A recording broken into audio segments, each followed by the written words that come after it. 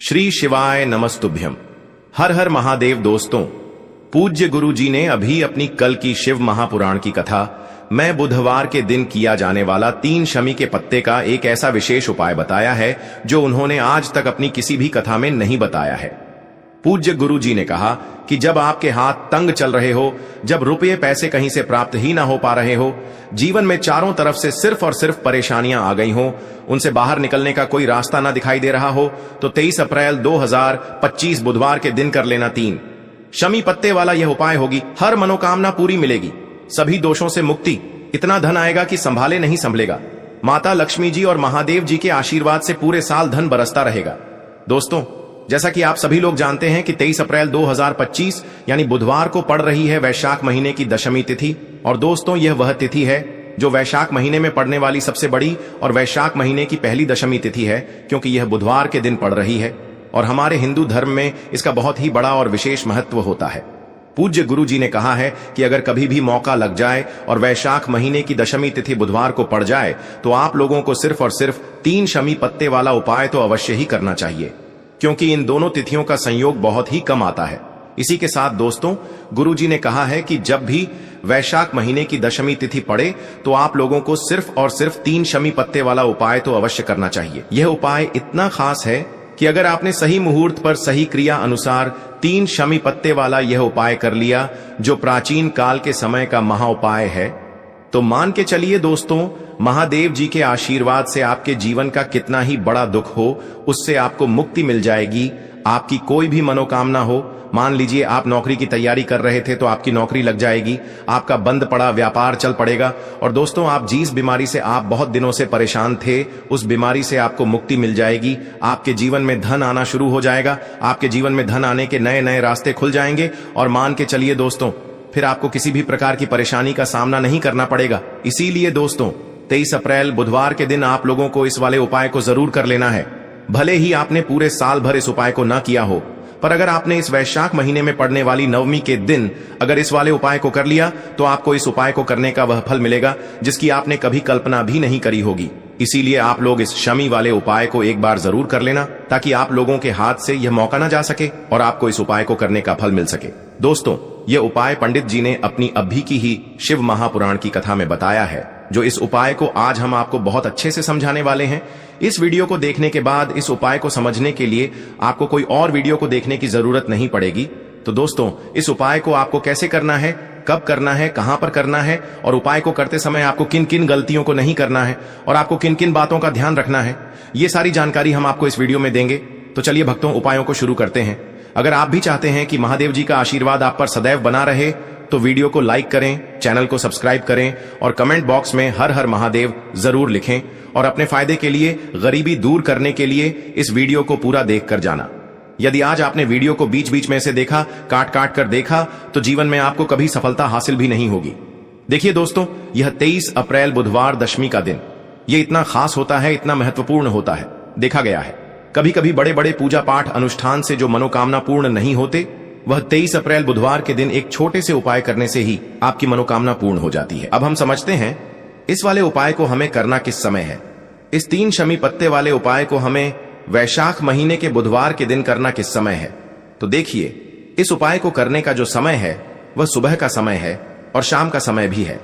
अब देखिए, यहां पर हम मुख्य रूप से सुबह का समय नहीं बोलेंगे, क्योंकि 23 अप्रैल बुधवार दशमी का दिन है और इस दिन प्रदोष काल के समय का बहुत महत्व होता है। बाकी अगर सुबह के समय भी करेंगे तो भी अच्छा होगा, उसमें कोई भी दिक्कत वाली बात नहीं है।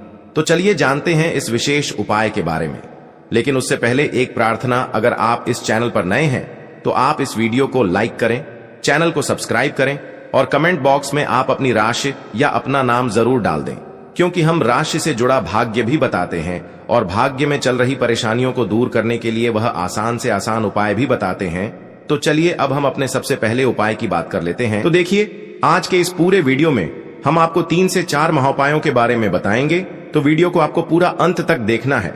देखिए, पहला और दूसरा उपाय बहुत ही खास है और तीसरे उपाय को करने से जो आपका अटका हुआ पैसा है, आपका जो अटका हुआ धन है, जो आपको मिल नहीं रहा है, तो वह आपको प्राप्त होगा और आपकी सारी समस्या समाप्त हो जाएगी और आपकी सारी मनोकामनाएं परिपूर्ण होंगी। तो चलिए सबसे पहले हम जान लेते हैं पूज्य गुरुजी द्वारा बताए गए पहले महाउपाय के बारे में। इस उपाय के लिए सबसे पहले तो आपको मात्र 3 शमी पत्र लेने होंगे। इसी के साथ में आपको मात्र थोड़ा सा शहद लेना है। शहद आप मात्र 1 चम्मच या फिर उससे भी कम ले। और इसी के साथ में आपको मात्र 1 तांबे के पात्र के अंदर अपने घर से शुद्ध जल लेना है। अब दोस्तों, मात्र इन तीनों सामग्रियों को लेकर के सीधे आपको पहुंच जाना होगा भगवान शिव के मंदिर में। देखिए, गुरुजी ने बताया है यह वाला उपाय आप सुबह भी कर सकते हैं और शाम के समय में भी कर सकते हैं। जब भी आपके पास समय हो तब आप इस उपाय को कर सकते हैं। देखिए, सबसे पहले तो आप जो एक जल का पात्र लेकर के गए हैं उसे आपको धीरे धीरे शिवलिंग पर समर्पित कर देना है और लगातार आपको शिव महापुराण के मूल मंत्र श्री शिवाय नमस्तुभ्यम इस मंत्र का जाप करते रहना है।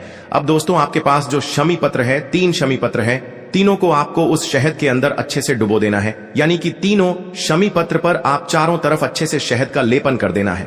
अब दोस्तों, इन शमी पत्रों से आपको भगवान शिव के शिवलिंग का श्रृंगार करना है। यानी कि आपको एक शमी पत्र शिवलिंग के ऊपर रख देना, यह दूसरा शमी पत्र आपको शिवलिंग के दाएं तरफ रख देना है और तीसरा शमी पत्र आपको शिवलिंग के बाएं तरफ चिपका देना है। यह बात हमेशा ध्यान रखना कि डंडी का जो भाग होगा वह जलाधारी की तरफ रहेगा।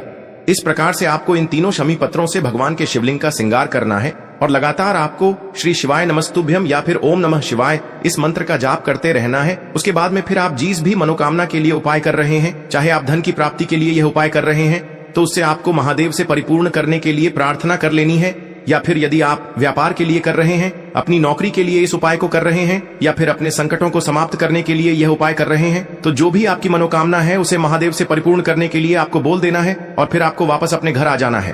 पूज्य गुरुजी कहते हैं कि यदि आप इन शमी पत्र से और वह भी बुधवार के दिन शिवलिंग का श्रृंगार करते हैं तो महादेव आपकी जो प्रार्थना है उसे बहुत ही शीघ्रता से स्वीकार करते हैं और आपकी सब मनोकामनाएं पूर्ण होने लगती हैं और महादेव आपकी जिंदगी को भी श्रृंगार देते हैं। चलो अब बात करते हैं हमारे दूसरे उपाय की तरफ। देखिए, हम सभी के घरों में माता तुलसी का पौधा अवश्य ही होता है। तो देखिए, हमें तुलसी जी के पौधे से सबसे पहले तो 3 पत्ते तोड़ने हैं। देखो, एकादशी वाले दिन आपको तुलसी के पत्ते नहीं तोड़ने हैं।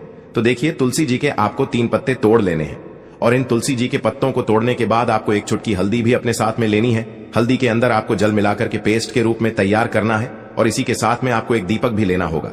दीपक आप मिट्टी का भी ले सकते हैं, आटे का भी ले सकते हैं और इस दीपक में आपको शुद्ध घी डाल करके इसमें आपको लंबी रुई की बाती का प्रयोग करना है। देखिए दोस्तों, आपके पास है 3 तुलसी जी के पत्ते हैं। तो पहला जो तुलसी जी का पत्ता है उस पर आपको सबसे पहले तो जो आपने हल्दी ली है उसकी एक बिंदी लगानी है और पहला जो तुलसी जी का पत्ता है, आपके घर में भगवान विष्णु का चाहे कोई सा भी स्वरूप हो, चाहे लड्डू गोपाल जी का स्वरूप हो या फिर भगवान कृष्ण की आपके मंदिर में प्रतिमा हो या फिर भगवान श्री राम की प्रतिमाएं, उनके सामने आपको पहला तुलसी जी का पत्ता अर्पित करना है। अब देखिए दोस्तों, आपके पास जो 2 तुलसी जी के पत्ते हैं और आपके पास जो एक दीपक है, इन्हें आपको लेकर के पहुंचना है अपने ही घर में तुलसी जी के पौधे के पास में। देखिए, सबसे पहले तो आपके पास जो 2 तुलसी जी के पत्ते हैं उन पर भी आपको हल्दी की एक एक बिंदी लगानी है और उन दोनों ही तुलसी जी के पत्तों को आपको अपने घर में तुलसी जी के पौधे के वहां पर ही अर्पित कर देने हैं। और इस प्रकार से यह दोनों पत्ते भी तुलसी जी के पौधे के पास में अर्पित करने के बाद अंत में जो आपके पास एक लंबी बाती का दीपक है, इसे आपको तुलसी जी के पौधे के पास में ही प्रज्वलित कर देना है। जो भी व्यक्ति अपने ही घर पर इस प्रकार से तुलसी जी के 3 पत्तों का यह उपाय कर लेता है तो उसका परिवार हमेशा खुश रहता है, उसके परिवार में कभी भी कोई भी संकट उत्पन्न नहीं होता है और यदि आपके घर में जो भी गृह क्लेश है वह भी समाप्त होते हैं। तो इस प्रकार से यह सुंदर सा उपाय करना है। अब बात करते हैं अगले उपाय की। देखो, यदि आपके जीवन में आर्थिक संकट बहुत अधिक हो रहे हैं, धन की समस्या लगातार जीवन में बनी हुई है, एक एक रुपयों को प्राप्त करने के लिए आपको बहुत अधिक मेहनत कर रहे हैं, तो आज रात्रि में सोने से पहले आपको हो यह एक चमत्कारी दीपक का उपाय अवश्य करना है। या फिर यदि आपका जो व्यापार है, बिजनेस है, दुकान है, वह अच्छे से नहीं चल पा रही है तो आज रात्रि में इस विशेष दीपक का उपाय आपको अवश्य करना चाहिए। देखो दोस्तों, दीपक हमारे घर में सभी नकारात्मक शक्ति को बाहर करता है। यह उपाय आपको साल में केवल एक बार करने का ही मौका मिलता है। देखिए, इस उपाय के लिए आपको तुलसी जी की जो सूखी लकड़ी होती है उसे ले लेना है।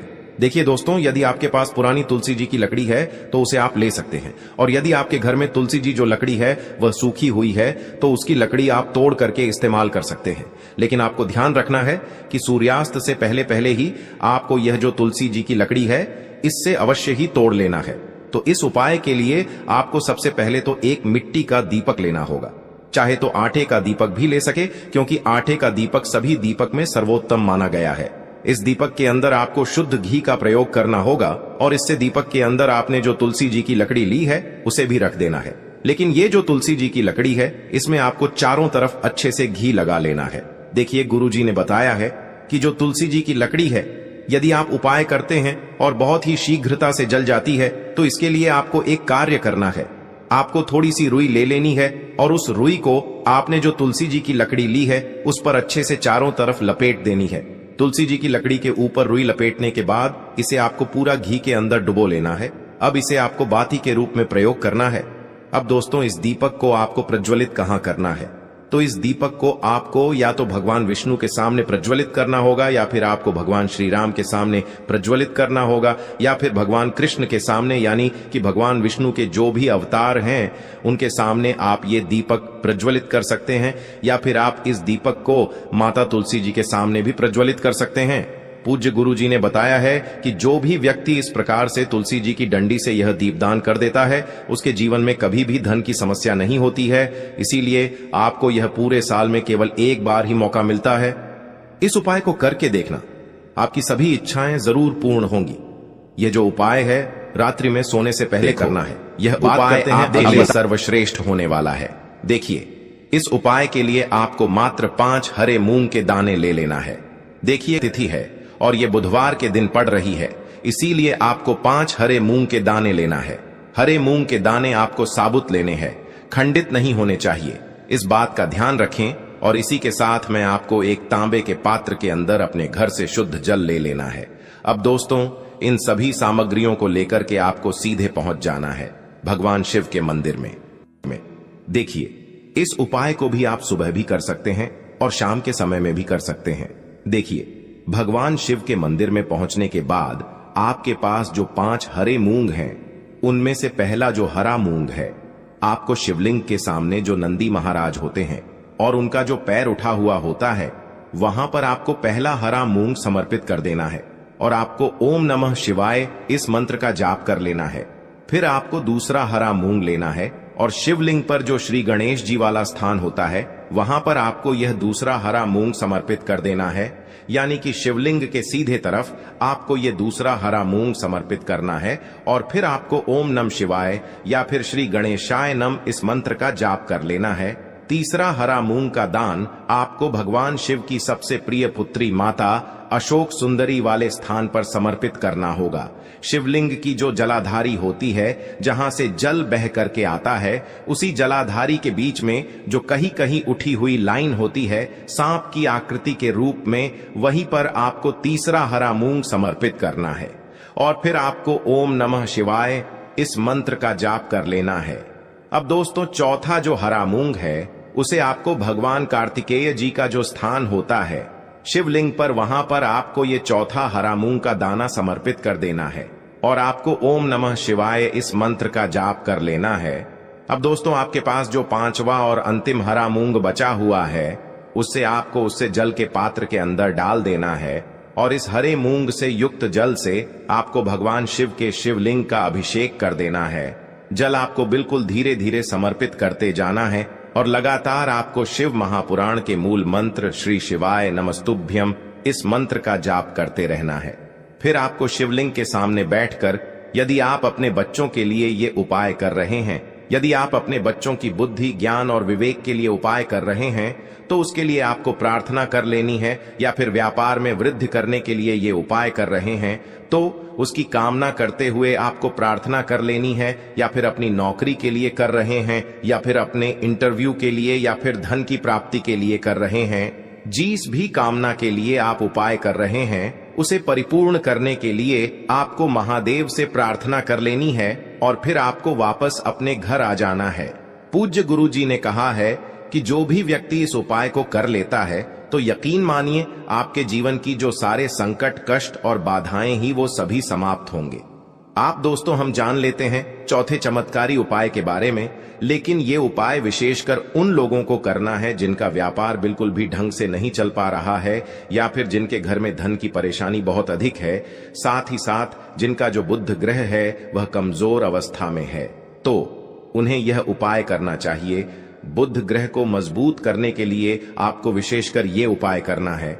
देखिए, इस उपाय के लिए आपको मात्र एक प्यारे सी बेलपत्र लेनी होगी। बेलपत्र जो है वह कहीं से भी खंडित नहीं होनी चाहिए। बेलपत्र यदि आपको प्राप्त नहीं हो पाती है तो आप भगवान शिव के शिवलिंग पर चढ़ी हुई बेलपत्र को पुण्य शुद्ध जल से धोकर के उपयोग कर सकते हैं।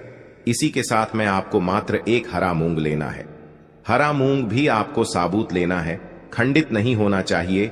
और इसी के साथ में आपको एक तांबे के पात्र के अंदर शुद्ध जल लेना होगा। अब देखिए, यह तीनों सामग्री लेकर के आपको सीधे पहुंचना होगा भगवान शिव के मंदिर में। यह उपाय आप सुबह से लेकर के शाम तक किसी भी समय कर सकते हैं। देखिए, सबसे पहले तो आपके पास जो एक बेलपत्र है उससे आपकी जो भी कामना है, चाहे व्यापार से जुड़ी हो, बुद्धि ज्ञान विवेक की प्राप्ति के लिए हो, आपके घर में सुख शांति को लेकर आपकी कोई काम न हो, जो भी आपकी कामना है उन्हें आपको बोलना है। और यह जो एक बेलपत्र है, सबसे पहले तो आपको माता अशोक सुंदरी वाले स्थान पर समर्पित कर देनी है। देखें, बेलपत्र की चिकनी साइड शिवलिंग से स्पर्श रहेंगी और इसकी जो डंडी है वो आपको जलाधारी की ओर रखनी है। इस प्रकार से आपको यह जो बेलपत्र है इससे माता अशोक सुंदरी वाले स्थान पर समर्पित कर देना है। अब दोस्तों, आपके पास जो एक हरा मूंग का दाना है उससे आपको आपकी जो भी कामना है उसे बोलते हुए उस हरे मूंग दाने को आपको उसे जलपात्र के अंदर डाल देना है। अब दोस्तों, ये जो हरा मूंग युक्त जल है इसे आपको समर्पित करना है। आपकी जो भी कामना है, चाहे आपका जो व्यापार है वह अच्छे से नहीं चल पा रहा है, तो इस प्रकार से आपको कामना करनी है। और यह जो हरी मूंग से युक्त जल, इसमें से थोड़ा सा जल सबसे पहले तो आपको भगवान श्री गणेश जी वाला स्थान पर समर्पित करना है। फिर थोड़ा सा जल आपको माता अशोक सुंदरी वाले स्थान पर समर्पित करना है। और फिर जो अंत में थोड़ा सा जल और बचेगा उसे पूरा आपको भगवान शिव के शिवलिंग पर धीरे धीरे अर्पित कर देना है। श्री शिवाय नमस्तुभ्यम इस मंत्र का जाप करते हुए। तो इस प्रकार से आपको थोड़ा थोड़ा जल समर्पित करना है। थोड़ा सा जल आपको भगवान गणेश जी वाले स्थान पर, फिर माता अशोक सुंदरी वाले स्थान पर, फिर अंत में भगवान शिव के शिवलिंग पर अर्पित कर देना है। आपकी जो भी समस्या होगी वह विघ्नहर्ता आपकी समस्या को समाप्त जरूर करेंगे। अब हम बात कर लेते हैं तीसरे उपाय की। के लिए आपको लेना है 11 चावल के दाने। गुरु जी ने कहा है चावल के दाने खंडित नहीं लेने हैं, बिल्कुल साबुत होने चाहिए। उसके साथ में आपको लेना है एक बेलपत्र। बेलपत्र का भी एक नियम है, अगर आपके पास बेलपत्र नहीं है तो आप शिवलिंग से उठाकर उसको पुनः शुद्ध जल से धोकर इस्तेमाल कर सकते हैं। इस प्रकार आपको बेलपत्र लेना है। इसके बाद आपको एक लोटा जल लेना है। अब ये सब सामग्री लेकर आपको जाना है महादेव के मंदिर में। देखो, अब आपको उत्तर साइड में खड़े हो जाना है और सबसे पहले आपको एक बेलपत्र अपने हाथ पर और 11 चावल दाने रखकर शिवलिंग के ऊपर अपना नाम और गोत्र बोलते हुए समर्पित कर देना है। और ओम नमः शिवाय श्री शिवाय नमस्तुभ्यं का लगातार जाप करना है।